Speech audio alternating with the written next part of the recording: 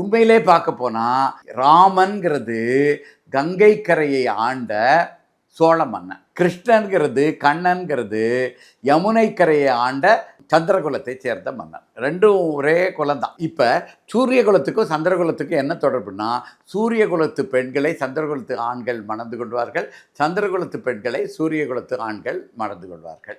இப்போ நீங்கள் பகலவதி, சூரியகுலம் பகலவதி, பகவதின்னு சொல்கிறோம் இல்லையா, அந்த பகலவதிக்கு பெயர் உண்மையான பெயர் பகலவதி. ஏன்னா சூரிய குலத்தை சேர்ந்த பெண், அது சந்திரகுலத்தை சேர்ந்த சிவபெருமானை மணந்து கொண்டவர். இப்படி தான் இவங்களுக்குள்ள உறவு முறை இருக்கிறது. அடிப்படையில் இந்த கருவூரார்கள்ங்கிறவங்க சந்திரகுலத்தை சேர்ந்தவர்கள், இந்த காகபுசட்டர்கள்ங்கிறவங்க சூரியகுலத்தை சேர்ந்தவர்கள். ரெண்டு பேருக்கு என்ன வேலைன்னா, உயிர்ப்பு ஆற்றலை வழங்கக்கூடியது சந்திரன். அந்த உயிர்ப்பு ஆற்றல் எங்கெங்கெல்லாம் தேவைப்படுதோ அங்கே கருவூரார்கள் இருப்பார்கள், சிவபெருமானும் இருப்பார்.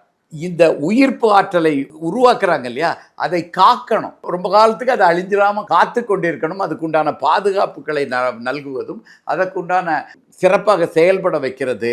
இந்த மாதிரியான பாதுகாத்து காத்து, அதனால்தான் திருமாலை காவல் தெய்வம்னு சொல்கிறோம், திருமாலை காக்கும் கடவுள்னு சொல்கிறோம். காவல் காக்கிறதுக்கும் மக்களை பாதுகாப்பதற்காம் ஒரு கடவுள்கள் இருக்கிறாங்க.